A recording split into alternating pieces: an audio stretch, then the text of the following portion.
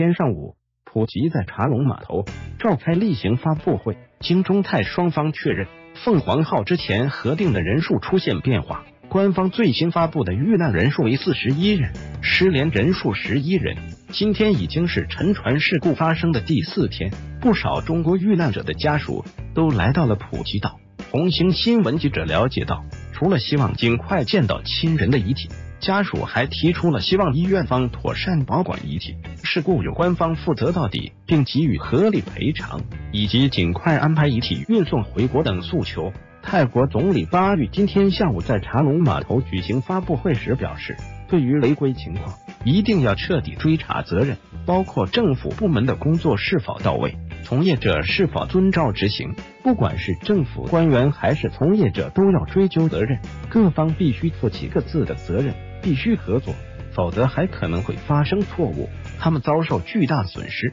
无法挽回，但是必须不能让损失再次发生。泰国总理巴育在茶龙码头举行发布会，红星新闻记者张世博士家属提出问责赔偿等多项诉求。8日下午，有多位遇难者家属提出：一、目前手续都已经配合走完，什么时候让我们看遇难者本人？2、医院方务必要完好保管遇难者遗体，不允许出现遗体损坏的情况。3、简化手续，安排认领了的遗体安全完好的送返我国。4、泰方、船方需要为此事故负责到底，并给予遇难者合理的赔偿。5、家属不可能在这边待上1个月，希望2周内能处理完以上所有事务，以及国内能否开通绿色通道，协助遗体接收工作，完成遇难者国内后事等诉求。对于第5条，也有家属表示2周太久了，等不了，在那里等都是煎熬，大家都有工作，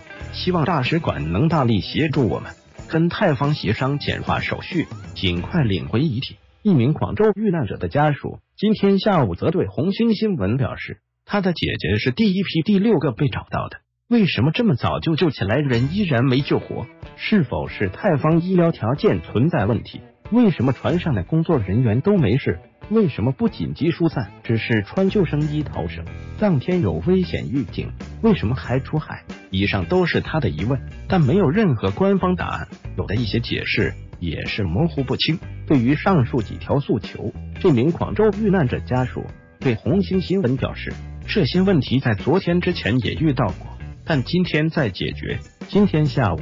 中国驻泰国大使吕健和泰国总理巴育先后来到瓦希拉医院，与此次事故中遇难者家属进行会面。在医院，吕健大使表达了对遇难者家属的慰问和对遇难同胞的深切哀悼，之后针对家属的一些提问和疑问做了解答。吕健大使表示，现在中方政府已经安排了专业的律师团队，根据不同家庭的要求进行有针对性的法律服务，同时也在督促泰方政府尽快进行身份核实和事故调查，确保每一位遇难同胞都能得到公平公正的待遇。中泰援助律师绝大部分诉求合理。云南钱鹏律师事务所主任王俊忠是专门来到普吉岛为遇难者家属提供法律援助的律师，针对家属们提出的诉求，王俊忠和泰国当地律师 Sirichai 先生逐条进行了分析，并认为家属诉求绝大部分合理。王俊忠律师红星新闻记者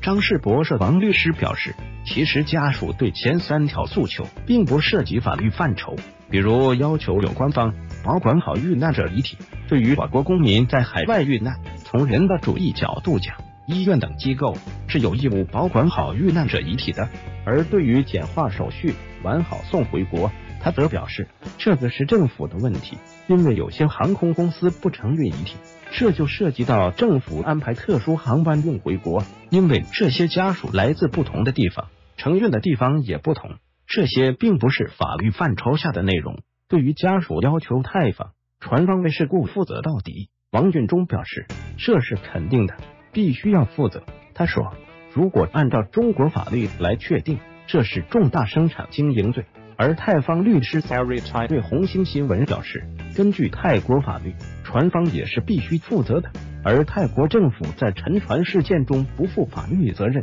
但应该提供相关人道主义的援助。而关于2周内完成所有诉求， Sirichai 表示，中国过来的家属需要带上中方的证明文件，证明他们是直系亲属，以及遗体交接等手续。如果这些手续都齐全，2个星期完成上述诉求是有可能的。但如果手续不齐全，就不一定。对于家属提出的什么时候能见到遗体问题，王俊忠表示，家属到这边这么多天，可能心情有些焦躁，想尽快见到家属遗体，提出这样诉求的心情是可以理解的。他表示，如果按照中方的处理程序，一般3天就可以完成 DNA 鉴定，然后让亲人见到遇难者遗体。对于广州遇难者家属提出的亲人第一批被救上来却没被救活的疑问，王俊忠解释道，可以通过解剖对死因进行鉴定，鉴定结果才能解释真实的死因，家属的要求是正常的，他可以申请死因鉴定。